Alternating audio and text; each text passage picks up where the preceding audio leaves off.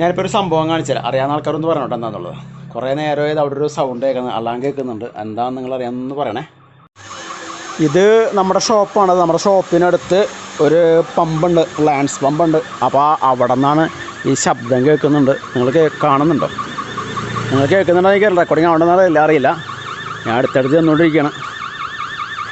അപ്പോൾ നമ്മൾ അതിൻ്റെ ഒരു മാനേജറെ വിളിച്ച് പറഞ്ഞിട്ടുണ്ട് ഇതെന്താണ് സംഭവം എന്നുള്ളത്.